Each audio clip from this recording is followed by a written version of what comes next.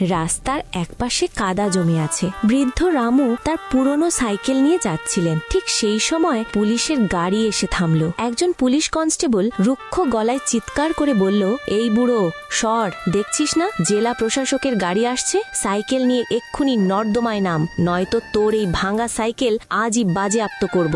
ভয়ে কাঁপতে কাঁপতে বৃদ্ধ রামু তার সাইকেল নিয়ে রাস্তার পাশের কাদা আর নর্দমার মধ্যে নেমে গেলেন। ঠিক তখনই লাল বাতি লাগানো দামি গাড়িটির দরজা খুলে গেল। গাড়ি থেকে নামলেন জেলা প্রশাসক মনিকা। তাকে দেখেই পুলিশ অফিসাররা স্যালুট দিয়ে সোজা হয়ে দাঁড়ালেন। কিন্তু সবাইকে অবাক করে দিয়ে মনিকা কাদার পরোয়া না করে দ্রুত পায়ে বৃদ্ধ রামুর দিকে এগিয়ে গেলেন। মনিকা নিচু হয়ে কাদার মধ্যেই বৃদ্ধ রামুর পা ছুঁয়ে সালাম করলেন। বৃদ্ধ রামু ভীষণ ঘাবড়ে গিয়ে বললেন, আরে মা, এ কি করছেন? আপনি এত বড় অফিসার, আমার মতো গরিব মানুষের পা কেন ছুঁচ্ছেন? মনিকা ছলছল চোখে বললেন, মাস্টার মশাই, চিনতে পারছেন না? আমি আপনার সেই ছোট্ট ছাত্রী মনিকা, যাকে আপনি ছোটবেলায় বিনা পয়সায় পড়াতেন আর নিজের টিফিন ভাগ করে দিতেন। আজ আমি যা কিছু হতে পেরেছি সব আপনার আশীর্বাদে। বৃদ্ধ রামুর মনে পড়ে গেল সব কথা। তিনি আবেগ আপ্লুত হয়ে বললেন, হ্যাঁ মা, মনে পড়েছে, তুমি সেই ছোট্ট মেয়েটা। আজ তুমি এত বড় হয়েছ দেখে আমার বুকটা গর্বে ভরে গেল। মনিকা উঠে দাঁড়িয়ে রুক্ষ ব্যবহার করা পুলিশ অফিসারদের দিকে তাকালেন। তার চোখে তখন কঠোরতা। তিনি বললেন, যাদের ট্যাক্সের টাকায় আপনাদের বেতন চলে তাদের সম্মান করতে শিখুন। ক্ষমতার দম্ভে সাধারণ মানুষকে অপমান করা বন্ধ করুন। এরপর মনিকা পরম মমতায় বৃদ্ধ রামুকে ধরে নিজের গাড়িতে বসালেন এবং তাকে সসম্মানে বাড়ি পৌঁছে দেবার ব্যবস্থা করলেন।